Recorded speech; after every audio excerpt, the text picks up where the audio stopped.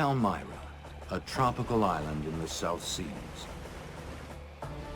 For most of the year, it's uninhabited. But by strange coincidence, in June of 1974, 6 sailboats all converged on this tiny island. It should have been Shangri-La, but when bad blood developed, piracy took over, and the only law was the law of the jungle.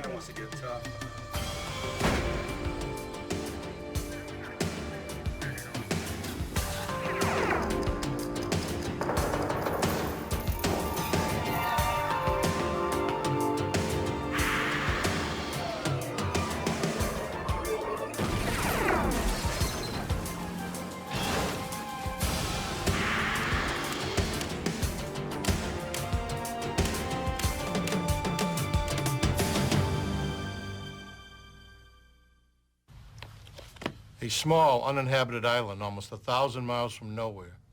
It's hard to believe such a paradise really exists. For most sailors on the South Pacific, Palmyra is a stop on the way to somewhere else.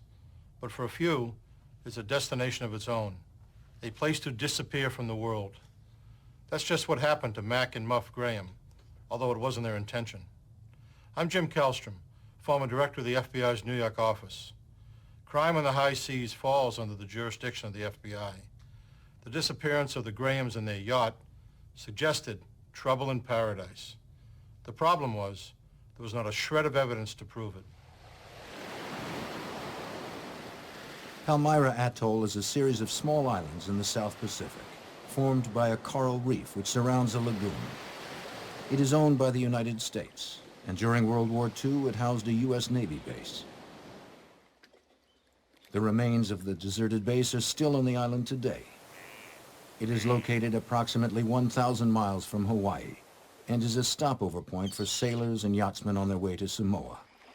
Oftentimes, large, beautiful sailboats can be seen at the broken-down docks in its lagoon. But on June 26, 1974, a small sailboat named the Iola made its way past the docks and into Palmyra's makeshift harbor.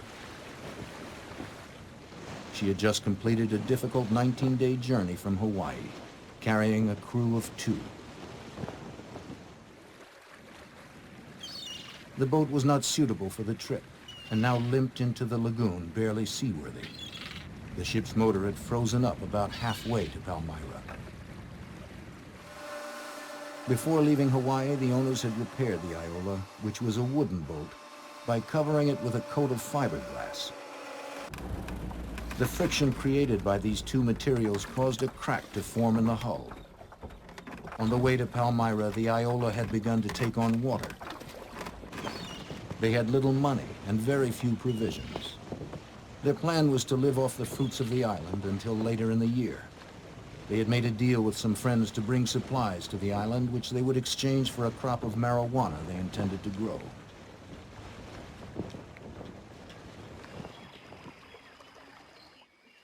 When they arrived at Palmyra, they were unhappy to see a handful of visitors at the dock area. They had hoped they would have the island to themselves. When they came ashore, they were greeted by a welcoming committee. It wasn't at all what they had expected. They introduced themselves as Stephanie Stearns and Roy Allen, even though the name Buck was tattooed on his right arm in plain view. Roy, you got Buck on your other side there. When one of the yachtsmen commented on it, Stephanie claimed that Buck was his nickname. Something about Roy was different from the other yachters. He seemed rougher, perhaps even a little dangerous. Shortly after Roy and Stephanie arrived, another boat appeared in the channel, a beautiful 38-foot ketch called the Sea Wind. It wasn't long before the new arrivals made their way over to the dock.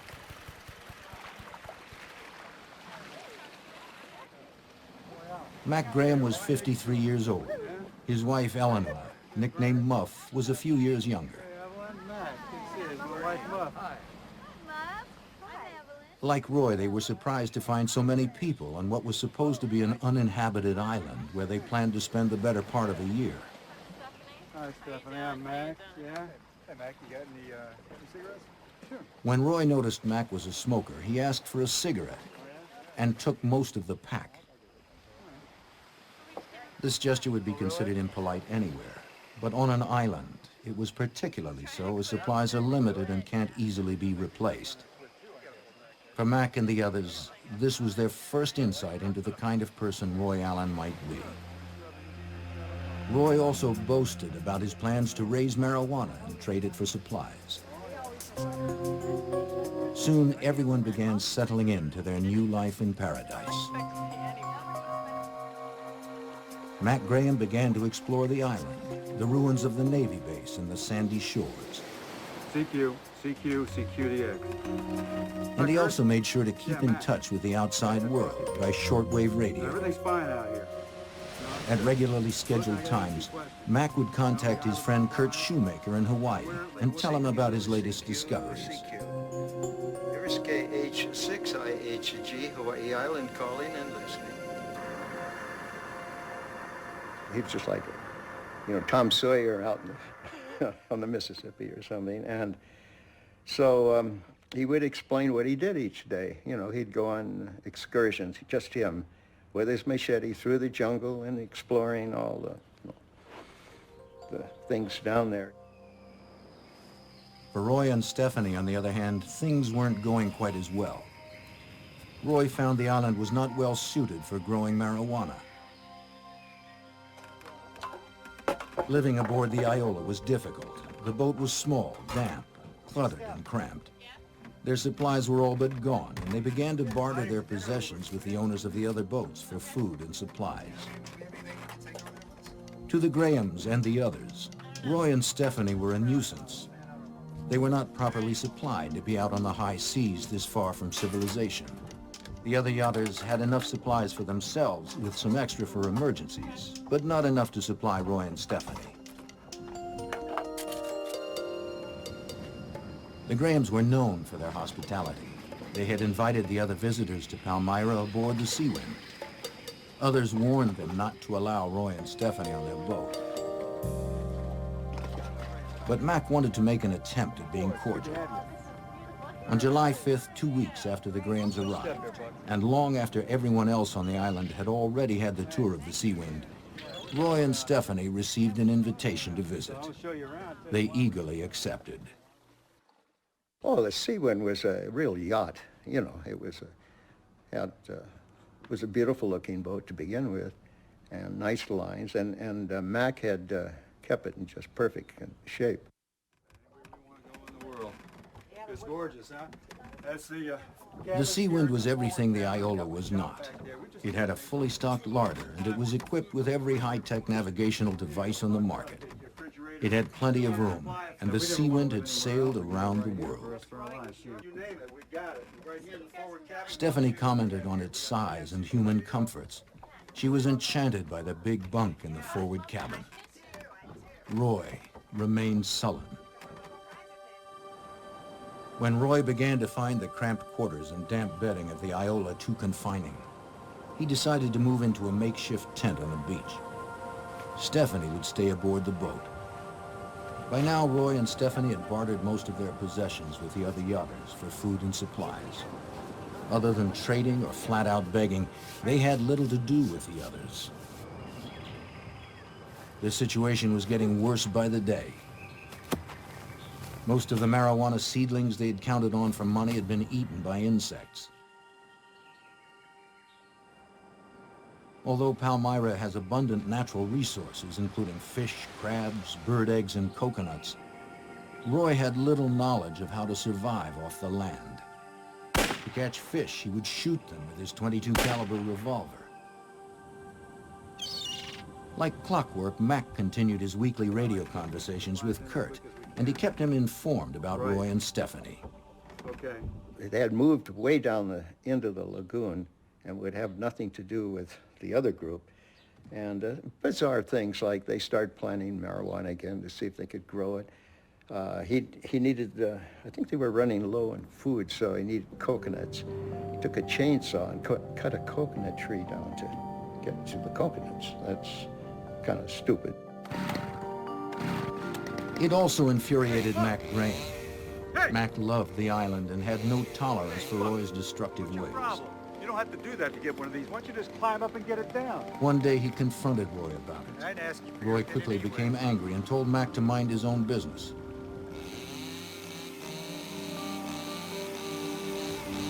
The hostility between them was building.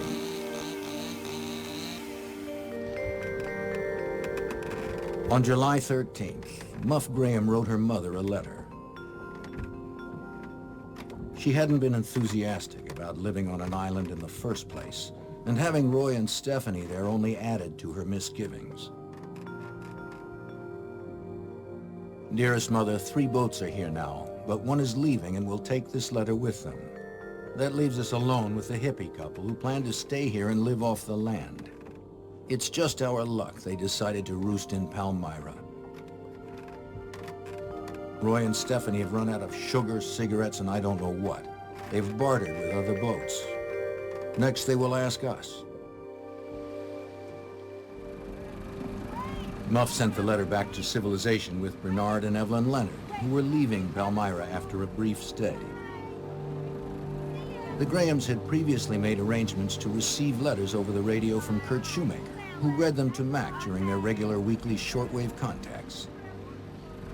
During that period of time, I was receiving mail from both of their mothers, his mother and hers. And then I would read this to them. Well, as one of the boats down there would leave, they would take the mail with them and eventually mail it when back in Honolulu or wherever. So there was communication going back and forth. And an interesting thing about it is one of the letters I read, the mother, and I think she was in her 80s, she says that she was afraid for them. She says, you should leave that place. Something will happen to you. One day when Mac was talking to Kurt, he told him that Roy had sent a message with one of the yachts back to his friends in Hawaii. They were supposed to bring Roy and Stephanie's supplies to Palmyra, and he told his friends to reply through Kurt's shortwave radio. Mac asked him if he had heard any news from them. But Kurt had heard nothing, and when Mac talked to him about Roy and Stephanie, there was something about their description that worried him. Then in between these conversations, he had occasionally mentioned the other boat. And I told him, I said, you know, that doesn't sound too good, these people. I said, you know, you better be careful. And he said, well, no, I can take care of myself. I'll be all right. And, so I said, well, I don't know. I think you ought to get out of there myself, or one of you ought to leave. My fault? I don't want to hear it. No, I don't care. Roy and Stephanie's tempers were running short. That's why. Look around you. During the first weeks of August, the sound of angry voices could frequently be heard across the lagoon. The other visitors to the island saw Roy as a violent and quick-tempered man who was dangerous and should be avoided. Then, midway through August, another boat came to Palmyra and spent a few days. Norman Sanders and Thomas Wolfe were on their way to Samoa. The night before they were set to leave, they had cocktails with Mac and Muff. The talk turned to the Iola. Sanders was a sailing expert. He told them he had offered Roy advice about getting the Iola to Samoa. He said he'd suggested Roy and Stephanie should go there, but Roy had just become angry and refused the help. Wolfe cautioned the Grahams that it would be easy for an unsuspecting couple to disappear on a place like Palmyra. In response, Mac opened a drawer and pulled out a .357 Magnum. He assured the others that he could take care of himself. I'm tougher than he is, Mac said confidently. Wolfe and Sanders left Palmyra the next day. The group of people that were down there, the various boats, one by one, of course, were on their way somewhere, and they, one after another, left. Visitors had come and gone pretty regularly for the last 2 months, but with the departure of Wolfe and Sanders on August 17th, things changed. This was the end of the season when most sailors would be stopping by Palmyra. Mac and Muff Graham were alone on the island with Stephanie and Roy. On August 27th, Mac talked to Kurt Shoemaker. Roy and Stephanie and the Grahams had been alone on Palmyra for 10 days. The tension between Mac and Muff Graham and Roy and Stephanie had increased. Muff knew Roy had a gun and a chainsaw, and at one point he'd been seen with an acetylene torch. This scared her and she wanted off Palmyra, but Mac stubbornly didn't want to leave. The boats had moved to opposite sides of the lagoon and the couples pretty much ignored each other. But then something unusual happened. Here is KH6IHG. I was talking to him, and while we're talking, he hears a female voice yelling, saying, calling to him. And he says, "Oh, what's this company?" So he says, "Hang on a minute, I'll go up topside and see." And he says, "I'll be darned. She's coming over in her dinghy, and she says she has a cake for him." And he says, "I guess they're going to declare a truce or something, huh?" That was the words he used. He says, "I better check this out carefully." I said, "Okay." So same schedule next week, same time. So I said, "Be careful now and see you later." Was it? 1 week later, Shoemaker was at his radio for their regularly scheduled conversation. For the first time since Mac and Muff had left Hawaii, there was no response from the sea wind. I was concerned about that, and I tried for quite a while, about 20 minutes to half an hour, trying to make contact. So the next contact was a couple of days later, and then I tried again, nothing.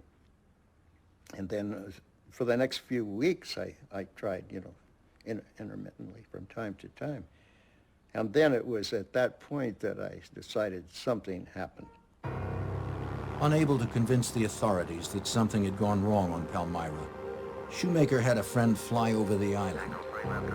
The aerial survey seemed to confirm his worst fears.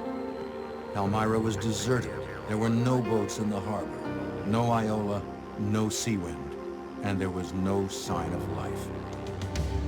Well, I had a feeling all that time that something had happened. The boat had been taken over. I was very strong feelings about that, simply because of all of the incidents that they related to me and he related. And I mean, it just pointed to that one thing, but I couldn't convince anyone that that was a problem.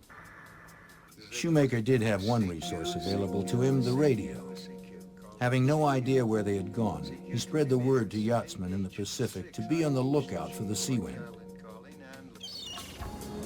But days, weeks, and then months passed with no word about the fate of Mac and Muff Graham or the sea wind. 2 months after the last communication with the Grahams, Bernard and Evelyn Leonard, who had been given the last written message from the Grahams, were at the Alawai Yacht Harbor in Hawaii. Bernard noticed a 38-foot ketch with very distinctive lines. Yes, it is. Yes, it is. Well, then it had to. It had been repainted, but Bernard was certain it was the sea wind. He also recognized a familiar figure on deck, Roy Allen. Knowing the tensions that had existed between the Grahams and Roy and Stephanie, and also knowing that the Grahams had not been heard from in some time, Leonard immediately called the Coast Guard. The Coast Guard had been aware of the missing sea wind. When Leonard explained that the owners were not on the boat, the Coast Guard officers felt this might lead to something outside of their jurisdiction. They called the FBI. The call was answered by Special Agent Calvin Shishido, who worked out of the FBI's Hawaii field office. My assignment there was just a general mix of general criminal investigations, security investigations, backgrounds. It was such a small office that we couldn't specialize. We had to handle everything that came at us. Shishido agreed to meet the Coast Guard and the Leonards at the marina, although what he heard was not conclusive enough to warrant FBI involvement. Perhaps the owners were on shore, or perhaps they had sold the boat. Perhaps it wasn't even the sea wind. After arriving moments later, the Leonards showed him the yacht in question. There seemed to be no one aboard. So he pointed out the areas where there was an attempt to disguise the boat. You know, it had been repainted, the gunnels had been repainted, the nameplate was taken off, it was removed and painted over. and other things that he pointed out to show that it was actually the sea wind. He knew it was the sea wind. Although there was still no direct evidence of foul play, Shishido was growing suspicious. There was no visible activity on the boat, so Shishido instructed the Coast Guard officers to post a lookout. The lookout spotted Roy and Stephanie the next morning, rowing from the floating dock towards shore in a little dinghy. He immediately alerted the Coast Guard, who in turn called Special Agent Shishido. But another boat owner hailed Stephanie and Roy and told them that the Coast Guard had been looking around their boat the day before. Roy noticed a Coast Guard patrol boat in the marina that seemed to be moving towards them.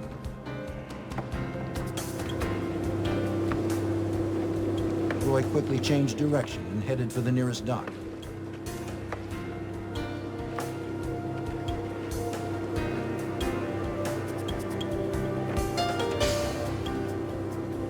After letting Roy off, Stephanie started to row back to the sea wind.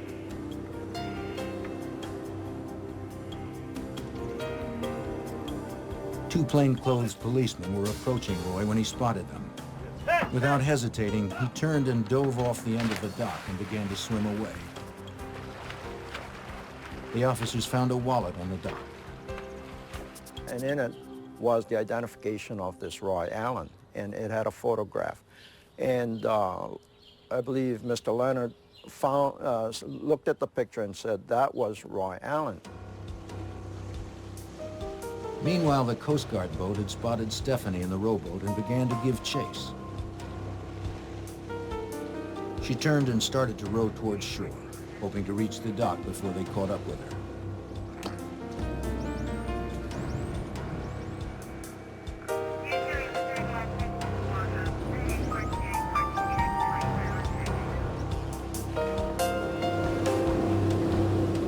When she reached the dock, she jumped out and began to run, but there was nowhere for her to go.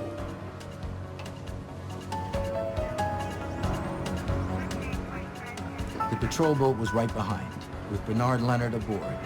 He and a Coast Guardsman followed her.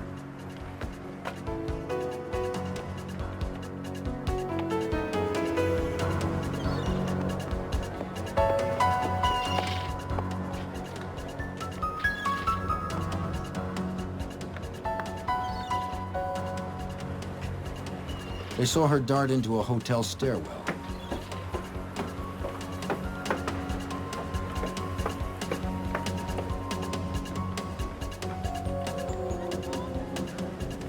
They found her hiding behind a potted palm. She immediately recognized Leonard from Palmyra. Come with us.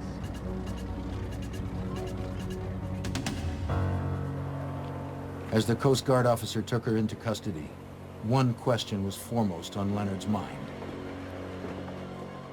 What had happened to the Grahams? Stephanie Stearns was taken to the Coast Guard offices for questioning. On the way there, Bernard Leonard and Stephanie found themselves alone in the rowboat. When he asked if Mac and Muff were still alive, she shook her head. Mac and Muff, she told him, had apparently drowned. At least, they never found their bodies. Leonard was incredulous. How could that have happened? Stephanie explained that she and Roy had been invited to the Sea Wind for dinner, but the Grahams never showed up. The next morning, she and Roy found the Grahams' overturned inflatable Zodiac boat washed up on shore in the shark-infested lagoon. After searching fruitlessly for the bodies, they decided to take their own boat back to Hawaii, but it got hung up on the reef. So they went back and took the abandoned Sea Wind. Leonard listened to Stephanie, but he didn't believe her story. As I remember it, I was In the Coast Guard offices, she started telling her story again, this time to Special Agent Shishido and the Coast Guard. At any time. Okay. This is the way it happened. This is the way I'm telling it to you. Details then of what happened to them. At one point, I remember speaking to her. She kept going on, and I kept reminding her that she had the right to remain silent and that anything she said could be used against her in a court of law. And she would just keep on talking. Stephanie told him she had arrived at the Sea Wind with Roy just about in time for dinner. boat was strangely quiet. They called out, but no one answered. Hello? Hello? Mac? Muff? Hello? They went below and continued their search, but got no reply. I can't find anybody down here. They're not here. Didn't you say they were gonna meet us here? Yeah, they knew we were coming for dinner. They assumed the Grahams had gone out fishing for dinner and made themselves at home till they returned. There's nobody here. According to Stephanie, the Grahams never showed up, so they both decided to spend the night on the Seawind. All right. They believed the Grahams would show up any time. But the next morning, when the Grahams hadn't returned, she said they became very worried and went out to look for Muff and Mac as soon as it was light. But all they found was the Grahams' overturned Zodiac washed up on shore and a can full of gasoline. They turned the inflated boat over and started the motor. Then she said they spent the next 2 days searching for the Grahams or any sign of what might have happened to them. But they found nothing. The Grahams had simply vanished. Shishido found her story implausible. Together, and we went over there. When she explained how they had taken possession of the Seawind, her story was quite different from the one she had just told Leonard. No one would have believed us.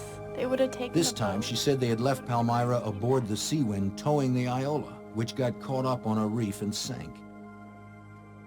And all we found Stephanie was the tripping person. over her first lie. And But I knew there were at least, you know, two conflicting stories as to how they got in possession of the boat. At this point, we became very worried about the Graham's condition. We didn't know what had happened to them, and we certainly, was not going to get any real, true information from Stephanie Stearns. but The FBI has jurisdiction over crime on the high seas.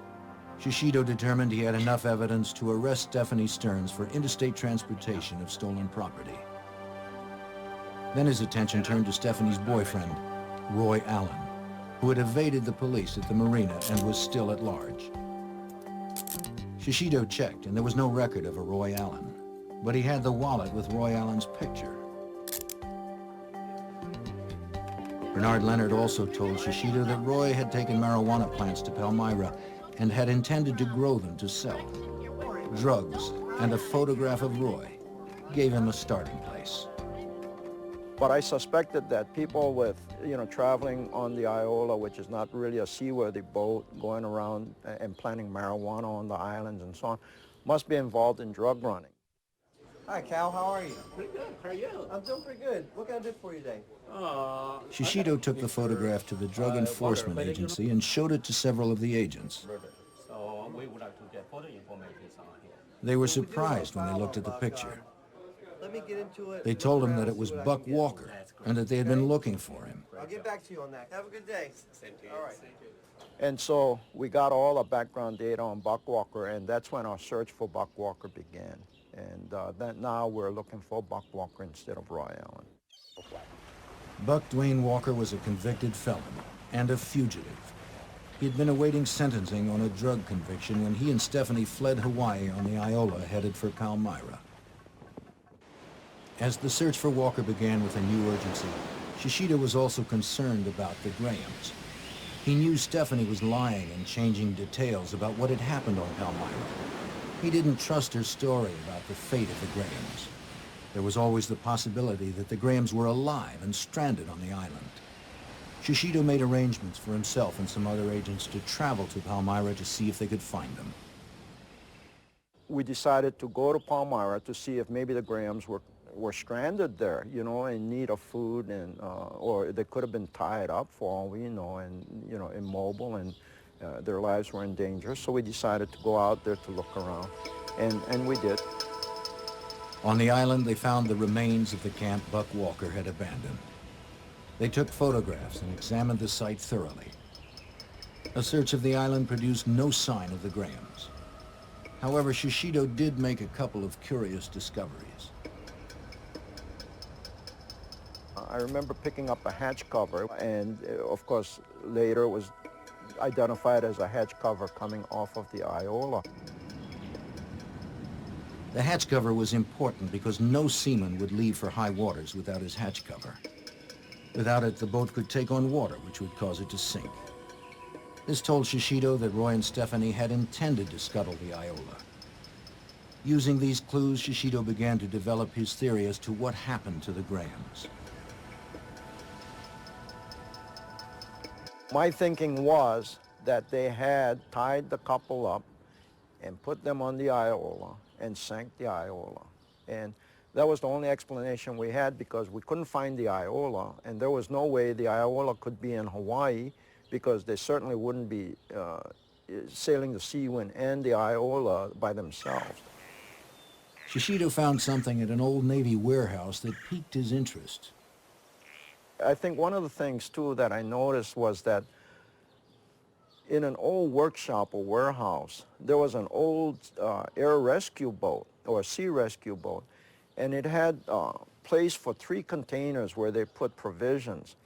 And of the 3, 2 receptacle areas were, the cans were missing, and the third was still left there. And of course, now we're looking for 2 people. In my mind, suspiciously thought that these 2 cans, because, it was large enough that they could have been, containing the remains of the couple. Meanwhile, the search for Buck Walker continued. On November 8th, 1974, after spending 10 days hiding out on the lava flows on the big island of Hawaii, Buck resurfaced in a tiny hamlet off the beaten track. He rented a room and went to a restaurant for a drink. At the same moment, across the street, 2 uniformed officers were eating lunch. As they paid the bill, they showed their waitress a picture of Buck Walker. She said he'd just been in the restaurant looking for a drink, and she'd sent him to a bar across the street.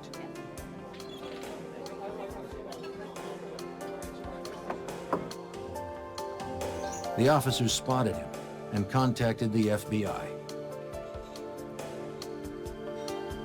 Buck was arrested on the fugitive charge.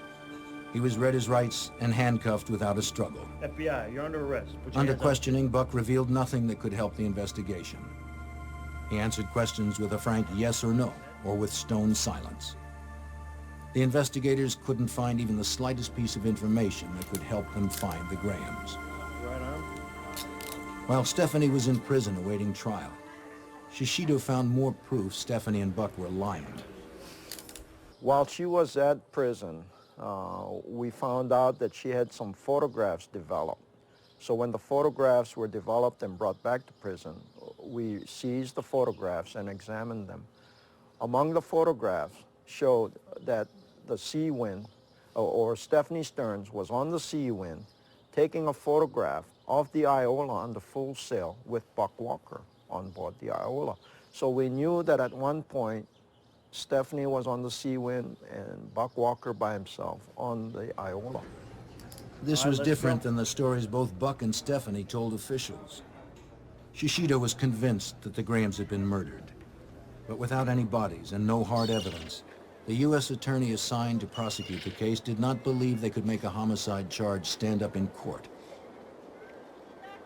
We could, but it's strictly circumstantial, and we might not win the case. And if we lose the case, and later, years later, if the bodies should pop up and we get some real good evidence as to murder on the part of the Buck Walker and Stephanie Stearns, he said we couldn't try them again. So I thought, well, that makes a lot of sense. Buck Walker and Stephanie Stearns were charged with interstate transportation of stolen property. It was an open and shut case. Buck and Stephanie had been caught with possession of the Seawind in Hawaii and had made numerous attempts to change its appearance. Buck had registered it under his name as a homemade boat. Buck and Stephanie were both found guilty. Buck Walker received 10 years for his previous drug conviction and 5 years for theft of the Seawind. Stephanie Stearns received 2 years for her role in the boat theft. But Shishido was still convinced the couple had killed Mac and Muff Graham, and that somewhere on or around Palmyra was the evidence to prove it. He could only hope that someday it might surface, and then he could charge Buck and Stephanie with murder. On January 21st, 1981, a young South African couple, Robert and Sharon Jordan, were visiting Palmyra. Almost 7 years had passed since Mac and Muff Graham disappeared. That afternoon, Sharon went for a walk down the beach and made a startling discovery.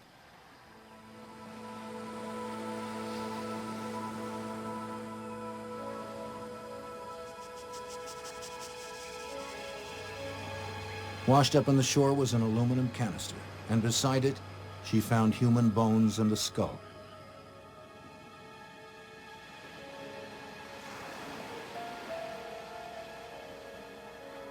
Around one of the bones was a wristwatch.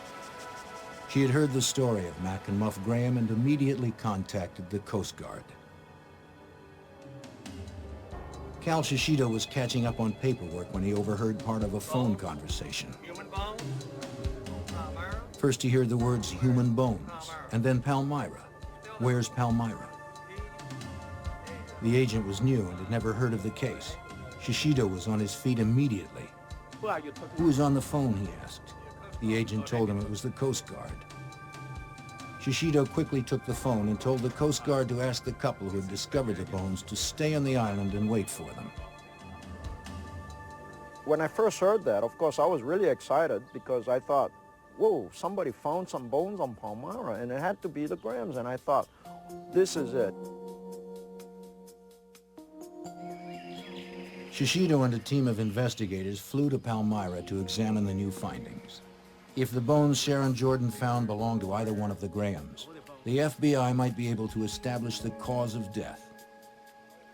Shishido was shown the gruesome discovery: a skull, human bones, a wristwatch, and some wire, all lying next to an open metal box, identical to the kind Shishido noticed in the rescue boats on his previous visit to the island.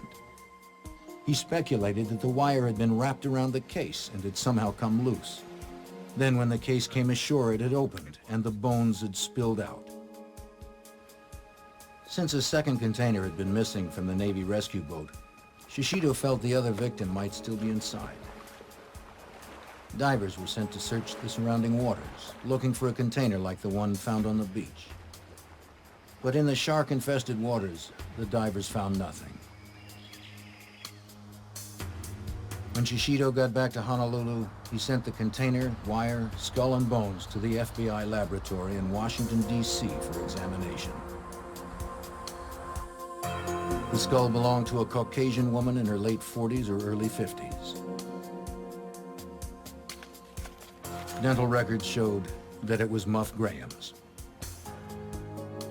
The skull also had signs of charring around the left eye socket and a hole in the left temple. The FBI concluded that the contour of the hole was consistent with a gunshot wound, but due to the age of the wound, could not say conclusively that it was caused by a bullet. The aluminum box was examined by the FBI Elemental Analysis Unit. They found evidence of charring on the outside of the box. Next, the FBI needed to determine if the skeleton had been in the box. They cut out a rectangular section and subjected it to a battery of tests. The rectangular piece of metal was found to contain traces of human protein, conclusive proof that the box had once held a body. The FBI did a tremendous job as far as the container was concerned, because they came back with a report that indicated that there were human remains in the container, that the remains had been burned, and that while it was in flame, the container was in about 2 inches of water. And they found traces of human protein, human fabric in the container and everything, to indicate that a human body was disposed of in the container by flame. As Shishido had suspected, Muff Graham had not simply drowned. She had been murdered. The FBI now believed it had enough evidence to prosecute Buck and Stephanie for the murder of Muff Graham. Having served her jail term for the theft of the Seawind, Stephanie now had a white-collar job in California. She was arrested and taken into custody. Buck Walker was still serving time in prison, or so Shishido thought. When I sent our agents in the state of Washington a lead to put a detainer on Buck Walker, I found out that he was an escapee. And so I thought, oh no, not again. You know, are we going to have to do this search all over for him? We found that there was only one woman that had visited him, and that she had visited him the day before his escape. A trace was placed on the woman, which led them to her car, parked in a motel in Yuma, Nevada. The FBI was notified and set up a stakeout. When Buck and another man came out of the motel and approached the car, the FBI moved in. He was considered an armed and dangerous fugitive, wanted both for murder and jailbreak.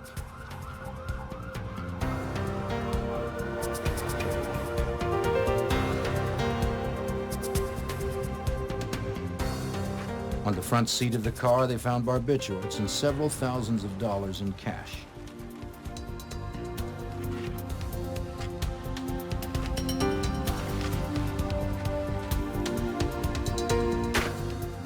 Buck Walker was arrested and charged with the murder of Muff Graham. Stephanie Stearns was also arrested and charged with the same crime, though they would be tried separately. Because of the publicity the story had generated in Hawaii, the trials were moved to San Francisco. Both cases were assigned to federal prosecutor Elliot Inoki. The motive for the crime was never in doubt. The motive was they were without a seaworthy vessel. The only other couple on the island was leaving shortly. They were running out of food, and they didn't know when any other vessel would get there, if at all, because this was becoming the end of the so-called season when you could expect people to visit the island. So you had people running out of food and provisions with an inability to get anywhere. Inoki knew he could show Buck and Stephanie had opportunity and motive to kill the Grahams. But first he had to prove in court that Muff Graham was murdered. He also needed to completely discredit Buck and Stephanie's story that the Grahams had drowned. As Inoki began constructing his theory of the case, Shishido was busy putting holes in Buck and Stephanie's defense.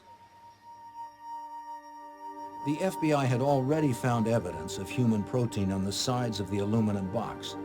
But since the bones were found next to it, Inoki wanted additional proof that the body had actually been in the box.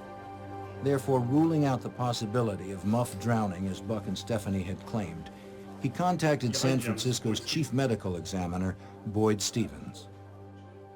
Finding the skeleton together is supportive that Miss Graham was in that box and therefore held together. It's not possible for me to really say that she couldn't have stayed together if she had been out of the box.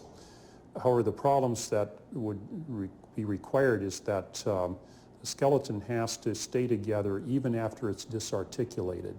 And that's an extremely strong argument that that could not have occurred if she had died and just been laying on the lagoon bottom. The second is that the skeleton has to come ashore together, and that's just not really possible. Shishido also decided to test Buck and Stephanie's story that the Graham's dinghy, the Zodiac, had been found overturned. Of course, you know, a later investigation showed that if the boat had capsized the way they said they found it, the outboard motor would have been inoperable because of the salt water going into the engine itself. And of course, we made a test to find out whether the Zodiac could actually tip over accidentally, and we tried to force it to turn upside down, banging into things with, you know, with 3 or 4 men sitting on one edge of the boat, and it just wouldn't tip over. Inoki also asked medical examiner Boyd Stevens to examine Muff Graham's skull in order to corroborate the FBI's findings that Muff had been murdered. Inoki knew that having 2 highly respected sources would strengthen his case. Stevens found flat abrasions to the skull, consistent with prolonged confinement in a box, such as the aluminum container. The key issues for us was the flattening of the skull, which represents that it had been placed against a hard, flat surface, primarily across the left side of the face. And what I'm pointing to is the nose, the eye sockets, and what would be the cheek and life, and of course the teeth. One of the things that was evident about the skull of Miss Graham is that this whole area about the face had been planed down so that it was a flat surface. And if you can imagine, if I take this skull and put it across a flat surface, and let's just say this table is coated with sandpaper, and I work it back and forth for a period of time, eventually I would shave it down till it was a flat surface. There was a second plane showing that the skull had changed position and again had been exposed to a flat surface with motion for a long period of time. We used that as an argument that the skull had been within the box and moving. If the body had been buried in the coral sand, then it would not be a change that we would expect to see. And coffin wear is not seen if somebody's buried in dirt or in coral. It's seen if they're in a hard surface container. There were minimal animal bite marks and insects on the skull, which were consistent with remains that had only been exposed to the surface life for a short period of time, presumably the time after the box had surfaced and opened. But what about the charring on the skull in the metal box? Did this show an attempt to destroy the body? One of the questions we had been asked is whether we could prove that the skull had been burned with an acetylene torch. People who were at Palmyra when Buck and Stephanie were there saw Buck with an acetylene torch.